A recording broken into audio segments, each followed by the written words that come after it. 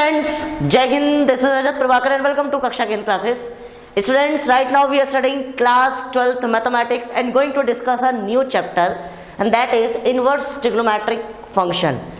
Inverse trigonometric function में बेटा इस 12th क्लास में आप सीखने वाले हैं कि कैसे हम ट्रिग्नोमेट्रिक फंक्शन का इन्वर्स निकालते हैं। स्टूडेंट्स, प्रीवियस क्लास में आपने ट्रिग्नोमेट्रिक फंक्शन चैप्टर सीखा था क्लास 11th में। तो if you know the basic of this chapter then you are you are able to solve the questions of inverse trigonometric function. बहुत आसान चैप्टर है, conceptual based है। तो अगर आपको कॉन्सेप्ट आता है या कॉन्सेप्ट कोशिश करेंगे सीखने की तो ये चैप्टर बहुत ही आसान है और आसानी से ये पूरे मार्क्स दे जाएगा। ठीक है स्टूडेंट, सबसे पहले हम बात करेंगे कि ये चैप्टर में क्या है। देखो, आप अच्छे से जानते हैं चैप्टर है ट्रिग्नोमेट्रिक फंक्शन के बारे में। तो सबसे पहले क्वेश्चन यही अराइज होता है कि फंक्शन क्या होता है। बेटा फंक्शन आपने क्लास अभी पहले चैप्टर में सीखा है, पहले चैप्टर में आपने रिलेशंस एंड फंक्शन सीखा है। तो फंक्शंस क्या होते हैं, ठीक है। उसके बाद हम जानने की कोशिश करेंगे कि इनवर्स ऑफ ए फंक्शन क्या होता है या कब होता है, ठीक है। और तीसरा हम फिर जानने की कोशिश करेंगे इनवर्स ऑफ ट्रिग्नोमेट्रिक फंक्शन के बारे में क्या है इस चैप्टर में, ठीक है। तो this is the introduction of this chapter, not a exercise, ठीक है। सो स्टूडेंट्स, फंक्शन क्या होते हैं। देखिए, आपने सीखा था कि no two distinct pair have a same value. किसी भी दो पॉइंट्स पर, ठीक है, किन्हीं भी दो पॉइंट्स पर, ठीक है, एक वैल्यू तो एग्जिस्ट कर सकती है, लेकिन फंक्शन में किसी एक पॉइंट पर टू वैल्यूज एग्जिस्ट नहीं कर सकती। बात आ रही है समझ में? ये कहलाता है फंक्शन। यानी no two distinct pair have a same value, यानी किसी भी कीमत पर अगर आपको दो डिस्टिंक्ट पेयर की सेम वैल्यू मिल रही है तो वो फंक्शन नहीं है। और इसको हम इसको गेट इन टच करा रहे हैं इस चैप्टर में, क्योंकि चैप्टर है फंक्शन जो क्लास 12th के पहले चैप्टर में आपने डीपली डिस्कस किया था, ठीक है। फंक्शंस को पहले रिलेशन सीखा था, उसके बाद फंक्शन सीखा था, फिर बाइनरी ऑपरेशन सीखे थे, फिर हमने प्रोसीड की थी मिसलेनियस एक्सरसाइज। तो स्टूडेंट्स, फंक्शन आपको समझ में आ गया, ठीक है। आगे बात करते हैं इनवर्स ऑफ फंक्शन। देखिए, कोई भी फंक्शन इनवर्स कब होता है? जब वो बाइजेक्टिव होता है। क्या होता है? बाइजेक्टिव होता है, ठीक है। और बाइजेक्टिव का मतलब क्या होता है कि वो फंक्शन 1-1 भी होना चाहिए और ऑन्टो भी होना चाहिए, राइट। वो 1-1 भी होना चाहिए और ऑन्टो भी होना चाहिए। तो बहुत अच्छे से आपको ये बात अच्छे से डालनी होगी कि यहाँ पर सबसे पहले आपको फंक्शन को बाइजेक्टिव करना होगा या फंक्शन बाइजेक्टिव होना चाहिए, ठीक है। और तभी आप उसका क्या निकालते थे? इनवर्स निकालते थे। और यही तो हमने पिछली एक्सरसाइज में सीखा था या पिछले चैप्टर में सीखा था कि फंक्शन का बाइजेक्टिव होना जरूरी है।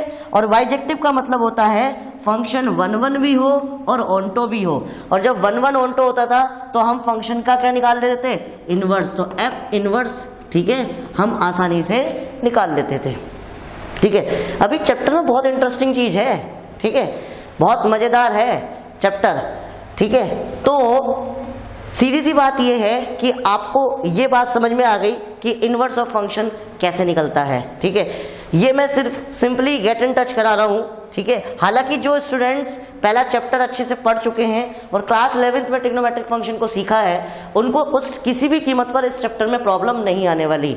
आपको कॉन्सेप्चुअल चीजें मिलेंगी और कॉन्सेप्ट अगर क्लियर होगा तो आप कहीं की भी प्रॉब्लम हो इस चैप्टर से रिलेट करती भी आपके एकेडमिक लेवल की, वो आप आसानी से कर सकते हैं, ठीक है। चलिए स्टूडेंट्स, आगे बात करते हैं इनवर्स ऑफ ट्रिग्नोमेट्रिक फंक्शन। देखिए, इनवर्स ऑफ फंक्शन हमने निकाला था, कैसे निकालते थे याद करो। देखिए, पहले यहां पर बात करा देता हूं मैं, यस यहीं पर करा देता हूं। जैसे कोई fx एक फंक्शन होता था, ठीक है, और fx फंक्शन के लिए आप क्या करते थे? ठीक है, 1-1 प्रूफ करते थे। तो fx1 इक्वल्स टू fx2 करते थे। और जब फंक्शन इक्वल्स होते थे तो हम x1 और x2 की वैल्यू अगर इक्वल ला देते थे तो वो 1-1 हो जाता था, राइट। और ऑन्टो करने के लिए क्या करते थे बेटा, बताइए। ऑन्टो करने के लिए हमने बहुत सारी चीज़ें करी थी, ठीक है। ऑन्टो करने का मैंने आपको सिंपल सा तरीका बताया था कि किसी भी तरीके से जो ये डोमेन होते हैं और ये कोडोमेन होते हैं, तो कोडोमेन के सारे पेयर एग्जॉस्ट हो जाने चाहिए, ठीक है। क्या हो जाने चाहिए, एग्जॉस्ट हो जाने चाहिए, ठीक है। तो अगर सारे के सारे पेयर एक इमेज क्रिएट कर रहे हैं, ठीक है, चाहे वो कैसी इमेज क्रिएट करे, लेकिन all the pairs of a codomain has been exhausted, it's mean that is onto. वो ऑन्टो हुआ करता था, ठीक है। समझ में आ गई बात। अब मेरी बात सुनो, फिर हम इनवर्स निकालने के लिए क्या करते थे भैया। इनवर्स निकालने के लिए अगर तुम्हें बहुत अच्छे से ध्यान होगा तो फंक्शन को हम पहले बाइजेक्टिव करते थे, ठीक है। 1 होना चाहिए था, ऑन्टो होना चाहिए था, उसके बाद हम उसका इनवर्स निकाल देते थे, ठीक है। अभी यहाँ पर आपके सामने क्या है कि यहाँ पर दो फंक्शन होते थे, जैसे fx और gx। तो याद होगा fx को y के इक्वलेंट मानते थे, हम मानते थे, याद आ रहा है। fx को y के इक्वल मानते थे और फंक्शन x के डोमेन x टू y दे रखे थे, ठीक है। यानी कोई भी अगर डोमेन रेंज इसकी दे रखी है fx की, कैसे x टू y दे रखी थी, है, तो हम क्या करते थे, fx इक्वल्स टू y मान लेते थे, ठीक है। तो y की value in the terms of x निकालते थे और उसके बाद जो डोमेन होते थे gy मान लेते थे और gy के डोमेन y टू x हो जाते थे, राइट। और gy की वैल्यू आपके पास आ जाती थी और जो gy की वैल्यू होती थी, याद रखो, वो क्या हो गई, अगर 1 ऑन्टो है तो सीधी सी बात है वो बाइजेक्टिव है। तो उसके लिए हमने क्या किया था, हमने कहीं पर फॉग और गॉफ भी लगाया था, ठीक है। और fog of x equals to gof of x equals to fog of y, ठीक है। इसको हम निकालते थे और निकालने के बाद हम फंक्शन को क्या कर देते थे, इन्वर्टेबल कर देते थे। और फंक्शन इन्वर्टेबल हो जाता था तो फिर इसका मतलब उसका इन्वर्स एग्जिस्ट करता था, ठीक है। तो ये थोड़ा सा मैंने टच कराया आपको कैसे हम करते थे, ठीक है। फिलहाल अभी आप यहाँ पर देखिएगा, यहाँ पर बात कर रहा है बेटा आपके सामने वो, ठीक है, कि ट्रिग्नोमेट्रिक फंक्शंस के बारे में, ठीक है। तो आप देखिए, ऑब्वियसली आपको पता है 6 ट्रिग्नोमेट्रिक फंक्शन आपने सीखे हैं, साइन, कोसाइन, टेंजेंट, कोटेंस, कोट, ठीक है, और सेक और कोसेक, ठीक है। इनको फुल फॉर्म लिखी है, इसको टेन भी लिखते हैं हम शॉर्ट में, ठीक है। इसको कोस लिख देते हैं, इसको साइन लिख देते थे, देखो ऐसे करके, ये साइन, ये कोस और ये टेन, ठीक है। तो इन छः के 6 ट्रिग्नोमेट्रिक फंक्शंस को बेटा ध्यान से सुनिए, इन 6 के 6 ट्रिग्नोमेट्रिक फंक्शंस के लिए हम इनवर्स निकालेंगे, पता है। तो इनवर्स निकालेंगे तो फटाफट देखते हैं। और इनवर्स निकालने के लिए आपको साफ दिख रहा है जितने भी ट्रिग्नोमेट्रिक फंक्शंस हैं वो बाइजेक्टिव होने चाहिए। लेकिन अभी आपके सामने एक बड़ी इंपॉर्टेंट प्रॉब्लम आने वाली है, ठीक है। आप कहोगे सर क्या कह रहे हो आप, कैसे कर सकते हैं, ठीक है। बेटा मैं आपको एक छोटा सा ग्राफ बनाकर दिखाता हूँ साइन का, चूंकि आपको बताया पिछले साल भी मैंने ग्राफ आपको बना के दिखाया था, रेंज वगैरह निकलवाई थी आपकी, डोमेन और रेंज निकलवाई थी, ठीक है। और उसको ग्राफ पर इम्प्लीमेंट करवाया था और मैंने बताया था इनको रटना नहीं चाहिए, ठीक है। एनीथिंग आई मीन मैथमेटिक्स में कुछ भी चीज़ रटनी ही नहीं चाहिए, रटने के लिए बनी ही नहीं है। तो स्टूडेंट्स सबसे पहला काम क्या है, मैं आपको एक छोटी सी साइन की रेंज और डोमेन और उसका ग्राफ बनाकर दिखाता हूँ। फिर हम डिस्कस करते हैं कि वो क्या बाइजेक्टिव है, और अगर बाइजेक्टिव नहीं है तो हम इन्वर्स कैसे निकालेंगे भाई, ठीक है। और अगर बाइजेक्टिव है तो हमारा इन्वर्स किस तरीके से निकलेगा। तो चलिए बेटा सबसे पहले हम सीखते हैं साइन के बारे में। चलिए बेटा, तो मैं आपको एक छोटी सी प्रॉब्लम साइन की करके दिखाता हूँ। देखिए आपके सामने साइन को आप अच्छे से जानते हो, उसकी जो डोमेन और जो रेंज होती है वो मैं आपको ऑलरेडी 11th क्लास में डिटेल बताई थी, R2 -1 to 1 होती है, ठीक है। और मैंने आपको ये बताया था कि इसकी रेंज और डोमेन ऐसे ही क्यों होते हैं, ये मैंने क्लास 11th में सिखाया था। स्टूडेंट्स चलिए जरा मैं इसका ग्राफ बनाकर आपको दिखाता हूँ, तो ध्यान से देखिएगा ग्राफ।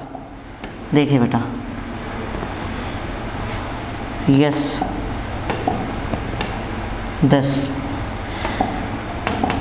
यस स्टूडेंट्स फटाफट देख लेते हैं। देखिए ये आपको दिख रहा है 0 है, ये π/2 है, उसके बाद पाई आ गया, उसके बाद 3π/2 आ गया, ठीक है, उसके बाद 2π आ गया, इसी तरीके से इधर ये क्या चलेंगे, माइनस पाई/2 चलेगा, इधर कितना चलेगा, पाई चलेगा, और इधर क्या चलेगा, माइनस में -3 पाई/2 चलेगा।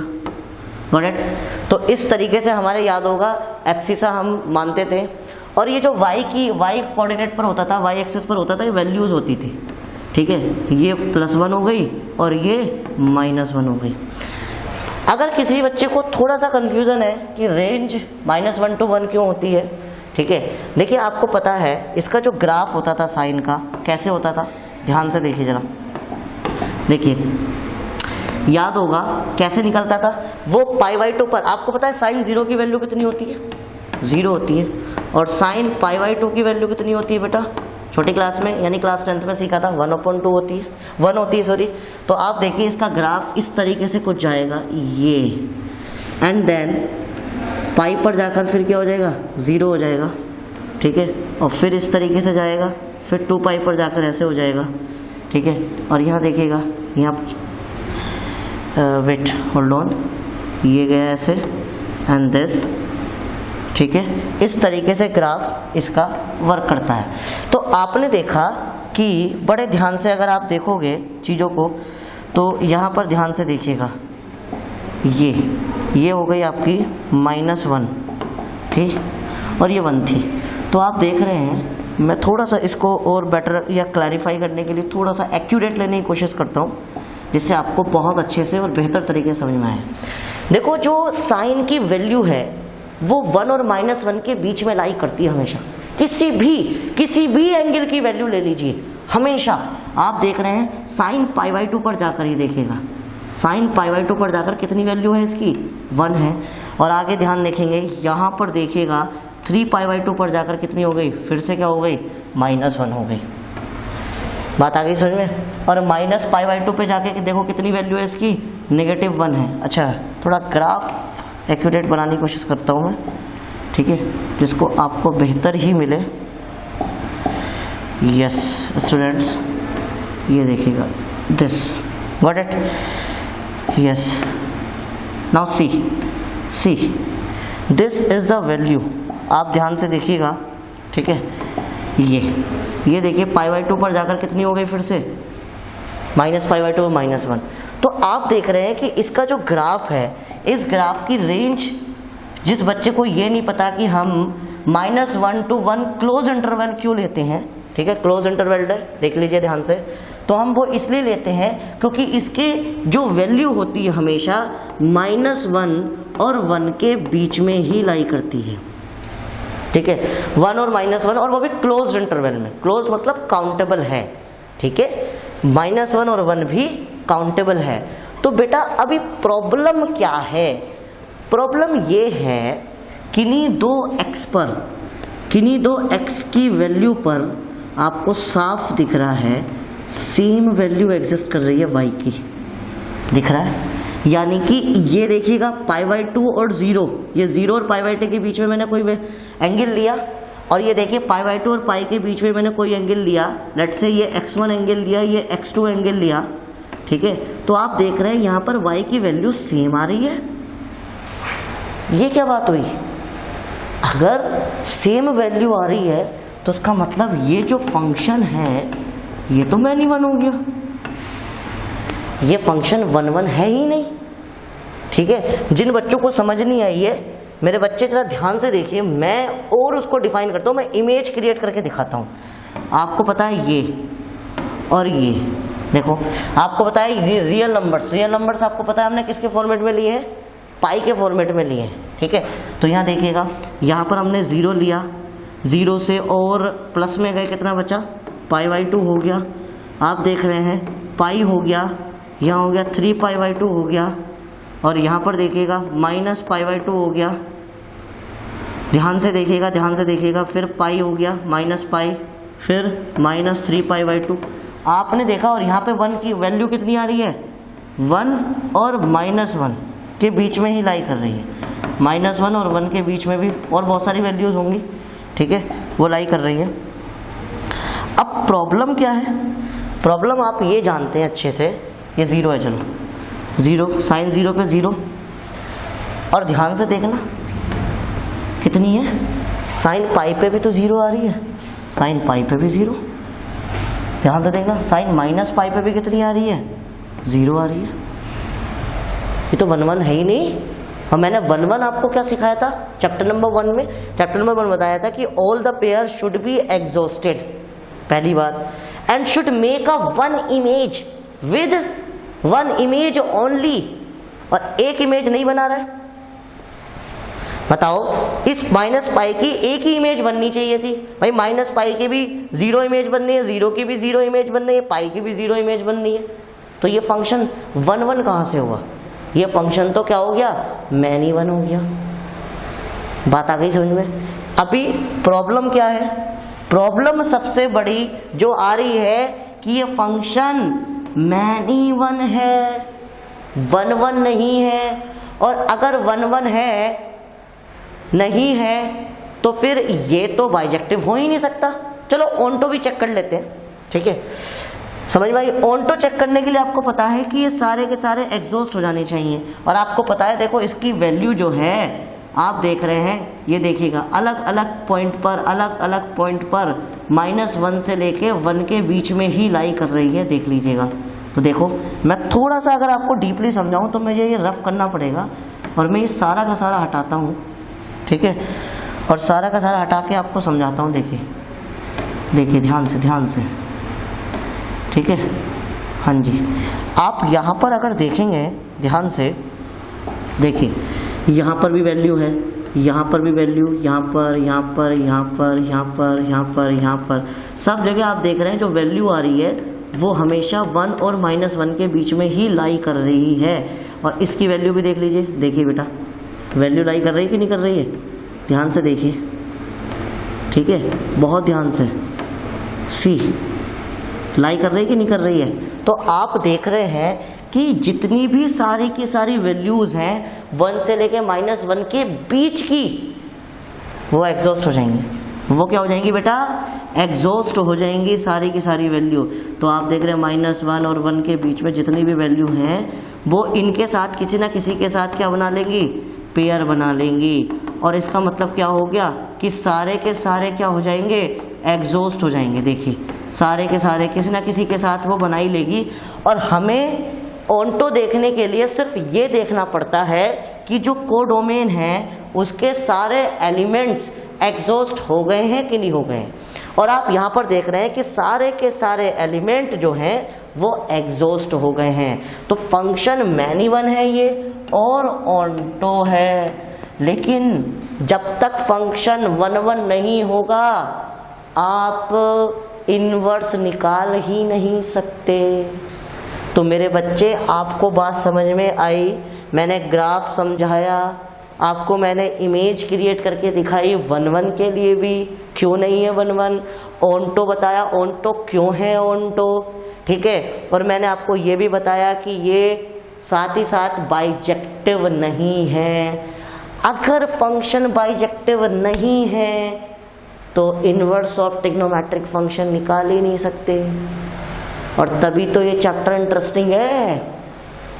अब बड़ी प्रॉब्लम हो गई भाई, फंक्शन बाइजेक्टिव है नहीं, और जब तक बाइजेक्टिव नहीं होगा तो वो इन्वर्टेबल नहीं होगा, इन्वर्टेबल नहीं होगा तो उसमें जो इनवर्स है वो एग्जिस्ट नहीं करेगा। तो क्वेश्चन ये अराइज होता है कि how to find inverse of trigonometry function, कि हम ट्रिग्नोमेट्री फंक्शन के इनवर्स को कैसे निकालें। क्वेश्चन ये अराइज होता है, और बहुत ही बड़ा क्वेश्चन अराइज होता है। इसका मतलब हमें इसे बाइजेक्टिव बनाना पड़ेगा।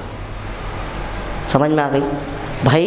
ऐसा नहीं दूसरा रास्ता है, रास्ता एक ही है कि आपको किसी ना किसी हर हाल में जिसका भी आपको फंक्शन को इनवर्स निकालने के लिए कहा गया है, सबसे पहला काम आपका यही होगा कि बेटा आपको you have to make the function bijective. तो यानी कि यहाँ पर पहला काम क्या होगा?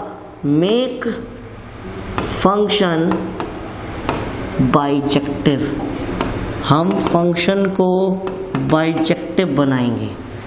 और दूसरा, जब बाइजेक्टिव बन जाएगा देन वो हो जाएगा इन्वर्टेबल, और जब इन्वर्टेबल हो गया तो then easily you can find out the inverse. समझ में आई बेटा? क्या आपको ये बात समझ में आ रही है? क्लियर हो गई है सारी बात? तो मैंने आपको सिर्फ एक ही ट्रिग्नोमेट्री फंक्शन के लिए बताया है, साइन के लिए। अगर उसकी जो डोमेन है और जो कोडोमेन दी गई हैं, डोमेन और कोडोमेन की बात करें तो जैसी दी होती है डोमेन और रेंज, उसके बेसिस पर तो आप नहीं निकाल सकते। तो अब क्वेश्चन ये होगा कि हम बाइजेक्टिव बनाए कैसे, ये बाइजेक्टिव बनेगा कैसे? बहुत आसान है, बहुत आसान है। कैसे बनाएंगे आप इसको बाइजेक्टिव? चलिए स्टूडेंट्स फटाफट देखते हैं कैसे बनाते हैं इसको बाइजेक्टिव। सो स्टूडेंट्स अभी हम सीखते हैं कि हम कैसे फाइंड करेंगे इनवर्स को, ठीक है? तो स्टूडेंट्स हम क्या काम करेंगे, वी विल restrict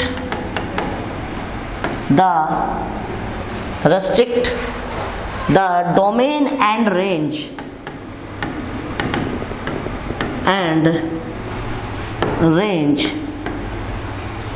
ठीक है,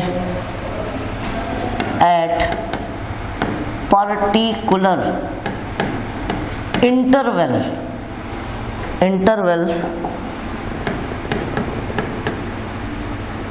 या फिर स्पैन, ठीक है? समझ में आई बात? देखिए स्टूडेंट्स हम क्या काम करेंगे, जो हमारे पास रेंज और डोमेन थे, जो रेंज और डोमेन को हम एक पर्टिकुलरली इंटरवल में ले लेंगे। कैसे? और उससे वो 1 1 कैसे बन जाएगा मैं आपको समझाता हूँ। फिर से मुझे ग्राफ ड्रॉ करना पड़ेगा और ग्राफ के जरिए आपको ये बताना पड़ेगा कि ऐसा हो सकता है। तो ध्यान से देखिएगा बेटा। सी बहुत सिंपल है, कुछ भी डिफिकल्ट नहीं है बेटा। Mathematics is all about easy, I mean not a easy, it's a easiest thing. 0, ध्यान से देखिए ये कितना दिया गया है, थोड़ा दूर दूर बनाता हूँ जिससे ग्राफ थोड़ा यूनिक बनता है। π/2, ये हो गया पाई, ये हो गया 3π/2, ठीक है, और ये हो गया 2π। ऐसे यहाँ पर भी ले लेते हैं, ये हो गया आपका -π/2 और ये हो गया -π, ये हो गया -3π/2 और यहाँ पर हो गया है 2π। बात आ गई समझ में? और ये हो गई आपके पास 1 y पर क्या हो गई, इसकी रेंज हो गई। देखो मैंने आपको अगर डायग्राम बताया था अभी थोड़ी देर पहले, तो मैंने ये बताया था यूं गया, यूं आया, दिस, ठीक है? समझ में आई बात? इसी तरीके से ये यूं गया और ये आया और ये गया और ये आया। आपको दिख रहा है, इजीली समझ आ गया होगा। इसी तरीके से ये आगे भी निकल जाएगा और ऐसे ये कंटिन्यूसली वेव्स जो हैं चलती रहती हैं, ठीक है? ये सो ऐसे ऐसे। और इसकी जो मैक्सिमम वैल्यूज होती है मैंने बताया वो कितनी होती है, +1 होती है। इसलिए इसकी जो रेंज होती है -1,1 क्लोज्ड इंटरवल होती है, ठीक है? क्योंकि 1 तक और -1 तक ये इस तरीके से जाती है। तो वेव्स ऐसे करके निकल के और ये मैक्सिमम जो नीचे की वैल्यूज़ है -1 तक मूव अप करती है, फिर से ये ऊपर की तरफ मूव कर जाती है। तो ये है आपके सामने ग्राफ। अब मैंने ये बात बोली आपसे बेटा कि मैं क्या करने वाला हूँ, we will restrict the domain and range at particular interval span. हम एक पर्टिकुलर स्पैन, पर्टिकुलर इंटरवल पर इसको रिस्ट्रिक्ट कर देंगे, काट देंगे, बांट देंगे, इससे आगे हम लेंगे नहीं। कैसे? अगर थोड़ी देर के लिए मान लो, थोड़ी देर के लिए मैं डिफरेंट कलर से लेता हूँ, लेट से मैंने ये कलर ले लिया, दिस कलर, तो सेम ही दिखेगा तुम्हें। ये देखिए ध्यान से, ये हो गई π/2। हाँ जी, थोड़ा सीधा लेना पड़ेगा, नीड टू टेक, यस। मैंने इस पर इसको रेस्ट्रिक्ट कर दिया। ध्यान से सुनते रहना, बहुत इंपॉर्टेंट बात बताने वाला हूँ। जिसको ये बात समझ में आ गई ना, पूरा चैप्टर समझ में आ गया, लिख के ले लेना आप। Yes yes. हमने क्या काम करा बेटा, बहुत ध्यान से सुनना, हमने इसको रेस्ट्रिक्ट कर दिया और रेस्ट्रिक्ट करने से हमें फ़ायदा क्या मिला, ध्यान से देखिए, मैं डार्क कर दे रहा हूँ, ये इतना लिया हमने, इतने पर्टिकुलर इंटरवल का निकालना है सिर्फ हम, तो हम इतने पर्टिकुलर इंटरवल का निकालने से हमें फ़ायदा ये होगा बच्चे कि ये 1-1 हो जाएगा। क्या हो जाएगा, इतने पर्टिकुलर इंटरवल के लिए 1-1 हो जाएगा। बहुत ध्यान से समझते रहना। दिस मैंने डार्क कर दिया है। अब कोई भी एक बच्चा मुझे जिस तरीके से दो डिफरेंट वैल्यूज़ पर, two different values of x पर आपकी सेम वैल्यूज़ आ रही थी, क्या आ सकती है क्या, पूछो कैसे। यहाँ पर कुछ भी वैल्यू है तो आपको दिख रहा है ये आ रही है वाई की वैल्यू, आ गई है वाली वाई, और इस पॉइंट पर देखिएगा ये आ गई है वाई की वैल्यू। लेकिन कोई बच्चा मुझे बता सकता है कि कहीं पर ऐसा तो नहीं हो रहा, ये देखिएगा, ये देखिए दो वैल्यूज़, कोई भी टू डिफरेंट वैल्यूज़ पर देखिए ध्यान से, और ये देखिए ये आ गया आपके सामने, दिस समझ में आ गई, π/2 पर इसकी 1 आ गई। क्योंकि हमने सिर्फ इतना ही इंटरवल लिया है तो हमने आगे का ग्राफ एक्चुअली ध्यान से देखो मैंने लिया ही नहीं, ये देखिए मैंने इसको रफ कर दिया। बहुत ध्यान से देखना, बहुत ध्यान से, चैप्टर को विजुलाइज करने में ही मज़ा है। और चैप्टर का मतलब क्या है, अगर आपको विजुलाइज हुआ है तभी आप चैप्टर को मज़े से पढ़ सकते हैं। बहुत ध्यान से देखिए, मैंने ये रेस्ट्रिक्ट कर दिया और रेस्ट्रिक्ट करने से फ़ायदा ये मिला कि अब ये फंक्शन ठीक है 1-1 हो गया, मैनी 1 की जगह 1-1 हो गया। और याद होगा, मैं आपको दिखा देता हूँ, फटाफट देखिएगा, ये देखिएगा इस वैल्यू पर x की और इस वैल्यू पर देखो y की वैल्यू सेम आ रही थी, यही वैल्यू आ रही थी, और आगे चलिए यही वैल्यू आ रही थी। ध्यान से देखिए, तो देखिए इस वैल्यू पर भी इस वैल्यू पर भी यही वैल्यू आ रही थी, लेकिन अब ऐसा नहीं है। देख लीजिए ध्यान से, इस वैल्यू पर सिर्फ यही वैल्यू है और ये वैल्यू किसी और x के लिए नहीं निकलेगी इस पर्टिकुलर स्पैन में। बात आ गई समझ में स्टूडेंट्स? क्या आपको समझ आ रही है बात? और आई होप बहुत अच्छे से आपको बात समझ में आ रही होगी, ठीक है, क्योंकि चैप्टर को विजुलाइज करना ही मोस्ट इम्पोर्टेंट। मैंने पिछले साल इसी तरीके से ग्राफ में रेंज और डोमेन बच्चों को निकालनी सिखाई थी, एक एक पॉइंट क्लियर करके। इसलिए मेरे चैप्टर में टाइम लगता है, इंट्रोडक्शन में टाइम लगता है, एक्सरसाइज में नहीं लगता है, ठीक है। चलिए बेटा आप देखिए यहाँ पर इस पर्टिकुलरली एक्स पर आप देख रहे हैं जो वैल्यू निकल कर आएगी वाई की वो ये आ रही है, बात समझ रहे हैं? तो इस रेस्ट्रिक्शन से फायदा ओवरऑल ये मिला कि now sine function is 1-1, sine function 1-1 हो गया। और ऑन्टो तो ये था ही, और 1-1 और ऑन्टो बन गया तो इसका मतलब क्या हो गया, ये बाइजेक्टिव हो गया। और मेरे बच्चे बाइजेक्टिव हो गया तो इसका मतलब फंक्शन इन्वर्टेबल हो गया, और इन्वर्टेबल हो गया तो now you can easily find out, क्या निकाल सकते हैं आप आसानी से, इनवर्स निकाल सकते हैं। कैसे निकालूंगा, इधर देखो, इसको बना देता हूं मैं जादुई उंगलियों से छोटा और इसको डाल देता हूं साइड में, ठीक है, और छोटा बनाता हूं साइड में लिख देता हूं, ठीक है। और अब मैं आपके सामने जो करने वाला हूं वो बहुत ही इंटरेस्टिंग होने वाला है। देखिए बेटा, हमारे यहाँ पर साइन की जो रेंज और डोमेन है, ठीक है, तो डोमेन हमने रिस्ट्रिक्ट कर दिए। तो डोमेन देखो मैंने क्या लिए, ये देखिएगा, ये मैंने डोमेन लिए, ये -π/2 से और π/2 के बीच में लिया, -π/2 से π/2 के बीच में लिया डोमेन। और डोमेन जब -π/2 से लिया तो हमारे पास वैल्यू जो आई, ध्यान से देखिए, डोमेन लिख दिया, और अब आपके पास रेंज जो आ गई वो कितनी आ गई, -1 to 1 ही है, ठीक है, बात आ गई समझ में, -1 to 1 ही है। तो आप देख रहे हैं साइन x = y इज क्या हो गया, ये बाइजेक्टिव हो गया, ठीक है। बहुत ध्यान से देखिएगा, मैंने इसको सर्किल में बंद कर देता हूँ, स्क्वायर में, ये बाइजेक्टिव हो गया। और बाइजेक्टिव होने का मतलब क्या हो गया, फिर मैंने आपको क्या बात बताई थी कि इनवर्स निकालते हैं।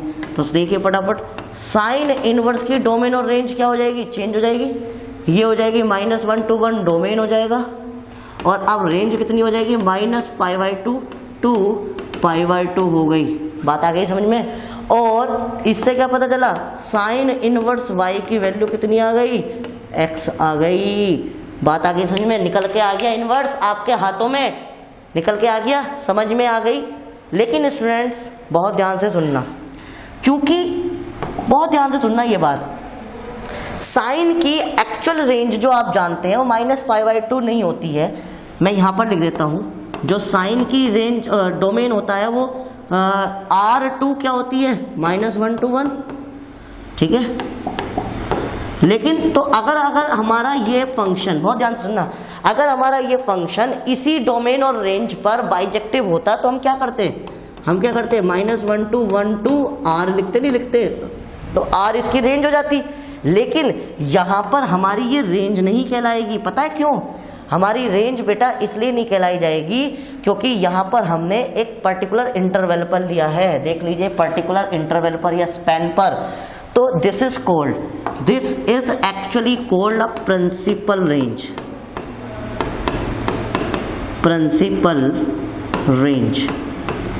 ठीक है। तो प्रिंसिपल रेंज कहलाती है, ध्यान रखना इस बात को, ठीक है। ये कहलाती है आपकी प्रिंसिपल रेंज। चूंकि रेंज प्रिंसिपल रेंज इसलिए कहलाती है क्योंकि हमने यहाँ पर रेंज को रिस्ट्रिक्ट कर दिया, ठीक है। रेंज को नहीं बल्कि डोमेन और रेंज को पर्टिकुलर इंटरवल पर लिया है, जिससे ये फंक्शन मैनी वन ना रिप्रेजेंट करके 1 रिप्रेजेंट करे, ठीक है। अब कुछ बच्चे ये कहेंगे कि सर एक बात का जवाब दो, आपने हमारे साथ एक चीज हमसे छुपाई। क्योंकि आपको पता है ऑनलाइन क्लासेस चल रही हैं, तो मैं कैमरे को ही एक स्टूडेंट्स एज्यूम करता हूं और स्टूडेंट समझ के ही उसे पढ़ाता हूं। तो ये बड़ी ही आपकी जिम्मेदारी ज़्यादा बढ़ जाती है कि आपको बहुत ही चीज़ें क्लोजली सुननी चाहिए, समझनी चाहिए। डिजिटल एजुकेशन का फ़ायदा भी है और एक तरीके से नुकसान भी है, लेकिन फ़ायदा हमें सोचकर उसको यूटिलाइज करना चाहिए।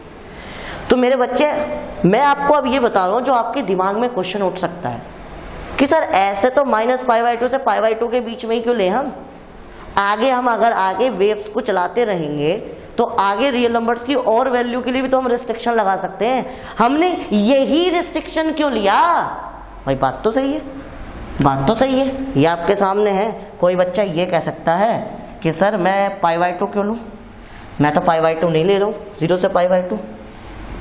मैं अगर लेना चाहूँ तो आप देख रहे हैं यहाँ पर π/2 से लेके, और आप ध्यान से देख सकते हैं ये ले सकता हूँ मैं, ठीक है। देखिए अगर मैं ये लूँगा तो आप साफ देख रहे हैं दिस, ये देखिएगा दिस, ये देखिए, ये पर्टिकुलरली क्या हो जाएगा, ग्राफ हो जाएगा इसका एक पर्टिकुलर इंटरवल पर। इतने पर भी तो मैं ले सकता हूँ, मैंने यही क्यों चूज किया बताओ? ये क्वेश्चन है कि नहीं आपके दिमाग में?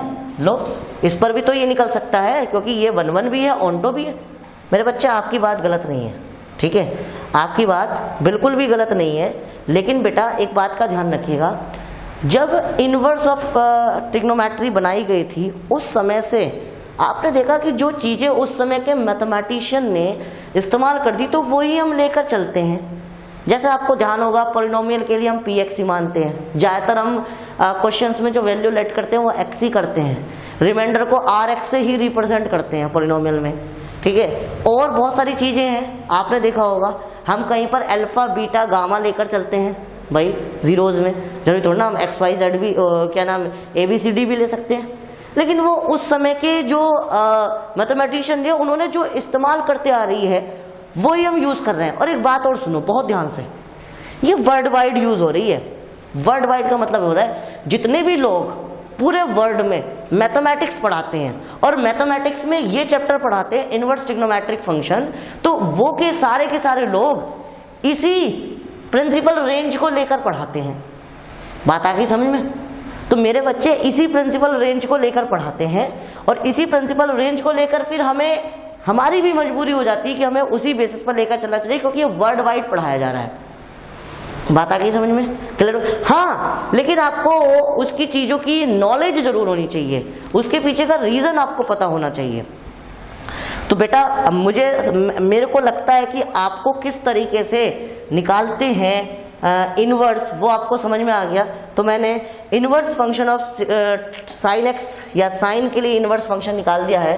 तो यहाँ लिख देता हूँ मैं इनवर्स ऑफ साइन फंक्शन मैंने निकाल कर दे दिया है आपको, ठीक है। और आपको समझ में आ गई होगी स्टूडेंट्स। चलिए बेटा अब मैं आपको सिखाता हूँ, ठीक है। फटाफट सीखने की कोशिश करते हैं इनवर्स ऑफ कोसाइन फंक्शन के बारे में। चलिए स्टूडेंट्स अभी हम सीख लेते हैं इनवर्स ऑफ कोसाइन फंक्शन।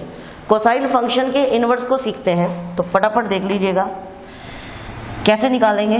तो आपके सामने हम बनाते हैं ग्राफ। भाई ग्राफ के बगैर तो ट्रिग्नोमेट्री फंक्शन पढ़ाने का मजा ही नहीं है 11th-12th में। सीरियसली मजा तभी आता है जब आप उसको बड़ा ही विजुलाइज करके पढ़ाओ। ये 0 हो गया, ये π/2 हो गया, ये पाई हो गया, ये 3π/2 हो गया, ये 2π हो गया बेटा। आगे ये -π/2 हो गया, ये -π हो गया, ये 3π/2 माइनस के हो गया और 2π हो गया माइनस। चलिए बेटा मैं हाथ के हाथ आपको डोमेन और रेंज भी बताता रहूँगा। हालांकि मैंने क्लास 11th में पढ़ाई है, लेकिन आपको भी मैं बता दूंगा कि कैसे निकल जाती है। थोड़ा सा गेट इन टच कराऊंगा, ज़्यादा डिटेलिंग में नहीं जाऊंगा। स्टूडेंट्स इसकी बात करें अगर हम कोस के फंक्शन की, तो कोस का जो फंक्शन होता है उसकी डोमेन R2 -1, 1 होती है। यानी इसकी जो वैल्यू है ना y की वैल्यू, वो भी फ्लक्चुएट करती है -1 से 1 के बीच में ही। यानी इसकी मैक्सिमम वैल्यू 1 जाती है और मिनिमम वैल्यू -1 जाती है, ठीक है। अब आप अच्छे से जानते हैं, देखो ग्राफ बनाना ना बड़ा कंफ्यूज मत होना, क्योंकि cos 0 cos 90, sin 0 sin 90 की मैंने वैल्यू बताई। sin 0 पे 0 रहती है, तो मैंने ग्राफ यहां से स्टार्ट किया था। भाई मैंने साइन का ग्राफ ऐसी तो स्टार्ट किया था, ऐसी तो बनाया था, क्योंकि sin 0 पे 0 होती है और sin π/2 पे 1 होती है वैल्यू, यानी 90 पे 1 होती है। तो फिर आगे जाके फिर 0 हो जाएगी पाई पे, फिर नीचे -1 पहुंच जाएगी। समझ में आ गई बात। अभी बात ध्यान से समझो। हम जानते हैं बहुत अच्छे से कि cos 0 की वैल्यू होती है 1 बेटा, और cos 90 की वैल्यू यानी π/2 की वैल्यू होती है 0। तो यानी कि इस पर ये 0 रहेगा और इस पर रहेगी 1। तो ये ग्राफ कुछ इस तरीके से चलेगा। बात आ गई समझ में? ये बात समझ में आई? अरे समझ में आई बच्चे? ये हो गई 1 वैल्यू। बहुत आराम से मैं समझाते हुए चल रहा हूँ बेटा, कुछ भी चीज़ आप मिस मत करना। बस मेरा कहने का मतलब ये है, ये 1 वैल्यू है। और इसी तरीके से अगर मैं इसको कंटिन्यूसली बढ़ाऊँ तो आप देख रहे हैं ये इस तरीके से आ जाएगा। राइट, समझ में आ गई बात? थोड़ा सा स्मार्ट बोर्ड पे तो इधर उधर हो जाता है क्योंकि एक्यूरेट वैल्यू नहीं होती है। हाँ यस, इसको कलर चेंज करके बताता हूँ। दस यस, तो आपने देखा ये कितनी लाई कर रही, ये -1 होगी, ठीक है। आपने देखा cos 0 की वैल्यू 1 है और cos 90 पे 0 है, ठीक है। इसी तरीके से मैं इसको और आगे प्रोसीड करूँ तो आप देख रहे हैं दिस टू दिस, करेक्ट है, ठीक है। और ये मैं इसको थोड़ा सा एडजस्ट करके इधर कर देता हूँ बेटा। Yes, now you got the point clearly. आप देख रहे हैं π/2 पे 0, 3π/2 पे 0, यानी कि ओड मल्टीपल्स ऑफ π/2 पर ये हमेशा 0 रहती है, ठीक है। हमेशा ओड मल्टीपल्स, ये मैंने काफ़ी डिटेल में 11th क्लास में बताई है, ठीक है। फिलहाल उतना डीपली नहीं जाते हैं, हमें सिर्फ ये सीखना है कि यहाँ पर हम कितने पर रिस्ट्रिक्शंस लगाएं, डोमेन और रेंज पर कहाँ रिस्ट्रिक्शंस लगाएं, स्पैन कहाँ लगाएं, जो वर्ल्ड वाइड चलता आ रहा है, ठीक है, वो क्या है और हम कहाँ कहाँ लगा सकते हैं, हमें वो सीखना है बेटा। यानी कि कुल मिलाकर हमें इसे किसी तरीके से बाइजेक्टिव बनाना है। और बाइजेक्टिव बनाने के लिए आप साफ देख रहे हैं, मैं अगर इसको रेस्ट्रिक्ट कर दूं, ठीक है, ध्यान से देखिए, यहाँ पर ब्लू से कर देता हूँ। यस, ये ध्यान से देखिएगा, राइट। थोड़ा डार्क करके मुझे इसलिए बताना पड़ता है जिससे कि आप ना डायग्राम और ग्राफ को ना विजुलाइज कर पाओ। देखो मैंने ये रिस्ट्रिक्शन लगा दी बेटा आपके सामने, ये, और मैं पाई ले रहा हूँ सिर्फ, ये देखिएगा पाई, हाँ जी, ये देखिएगा दिस, और मैं π/2 को डिफरेंट कलर से लिख दूँ, तो ज़्यादा बेटर रहेगा सी हियर, ये हो गया बेटा पाई। आपने देखा बाकी चीज़ों को मैं रफ कर देता हूँ, ठीक है, वो मेरे काम की नहीं है फिलहाल, ठीक है। हाँ जी,